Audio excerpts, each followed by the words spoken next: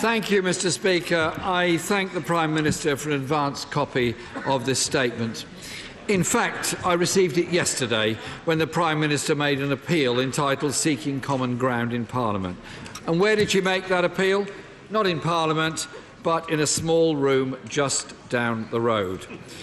Mr. Speaker, it's now clear the bold New Deal the Prime Minister promised is little more than a repackaged version of her 3 times rejected deal. The rhetoric may have changed, but the deal has not. I thank the Prime Minister for her letter. It offers no change on a customs union, no change on single market alignment, and no dynamic alignment on environmental protections. This government is too weak, too divided to get this country out of the mess that they have created. For over 2 years, the Prime Minister bullishly refused to consult the public or Parliament.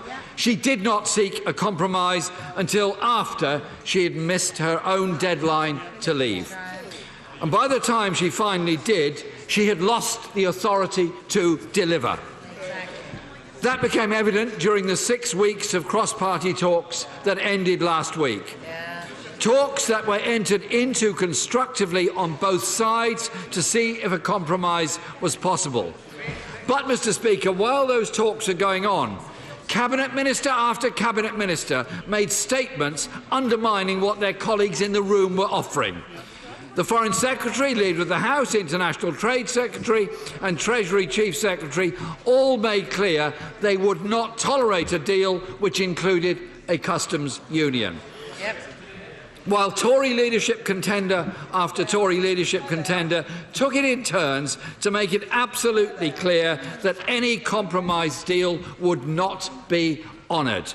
Therefore, Mr. Speaker, no matter what the Prime Minister offers, it's clear no compromise would survive the upcoming Tory leadership contest.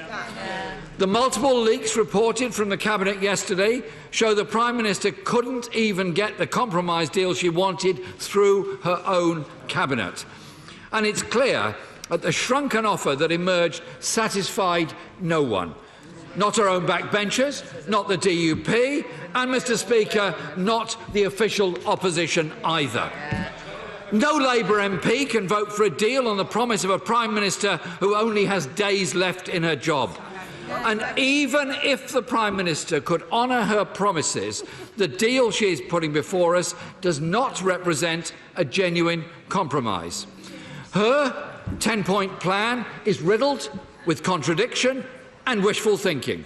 Firstly, the Prime Minister pretends she's delivering something new with a temporary customs union. This isn't a compromise, it's just accepting the reality. Under the withdrawal agreement, we will already be in a temporary customs union through the transition period, which can last for up to 4 years. And if not, we will enter the backstop, which in effect keeps us in a customs union too, without any say. Secondly, why would this House legislate for a plan which has already been comprehensively rejected by the European Union? The government wants to align with the European Union on goods to keep frictionless trade, while at the same time wants to pursue trade deals which would undermine this process. It's simply not compatible. The technology they need to continue to pursue their Chequers plan simply doesn't exist. It's already been ruled by the EU as illegal, impractical, and an invitation to fraud. And, Mr. Speaker, the government has failed to provide any economic analysis to show this would make us better off. Why would the House support such a chaotic and desperate approach?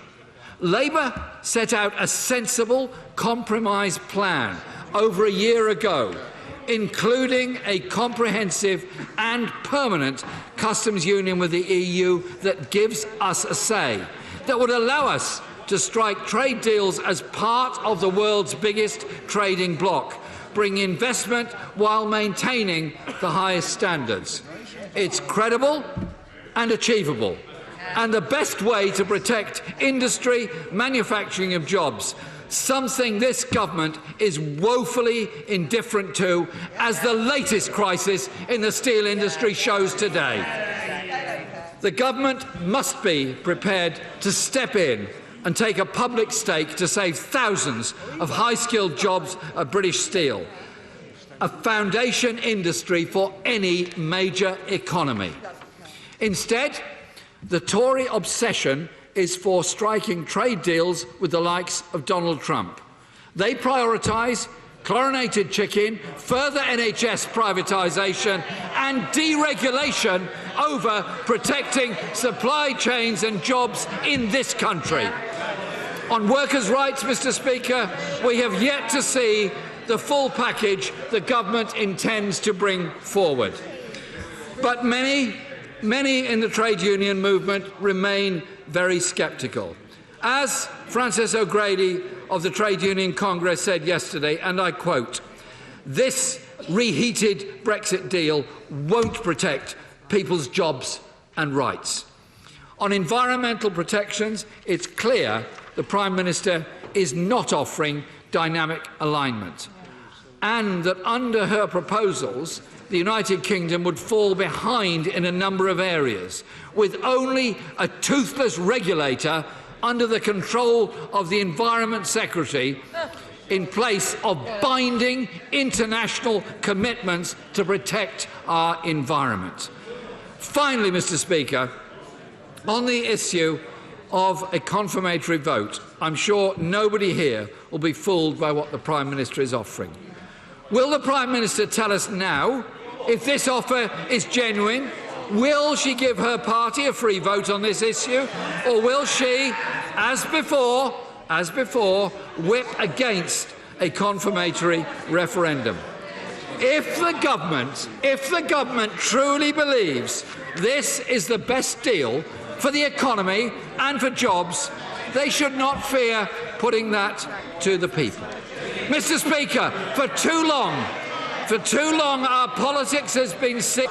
It means vital issues are being neglected, the crisis in our schools and hospitals, the housing crisis and the cruelty of the social security policy and universal credit.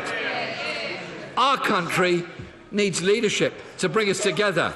However, this Prime Minister is not the person to do that. Throughout the last 3 years, she's made no attempt to unite the country. She's been focused only on keeping her divided party together, and it hasn't worked. And her time has now run out. She no longer has the authority to offer a compromise and cannot deliver. That's why it's time for a general election to break the Brexit deadlock and give the country a say. Minister! Thank you. Thank you, Mr. Speaker. Well, I think the game was actually given away by the right honourable gentleman when he made it absolutely clear that, as far as he is concerned, the way to get this through the House is for everybody else to compromise to his plan and only his plan. In his statement, he was very clear that he was not making any proposals to compromise.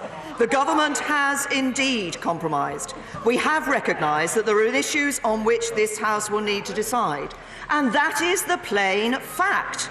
There are different opinions across this House on the two key issues of the future customs arrangement and the second referendum.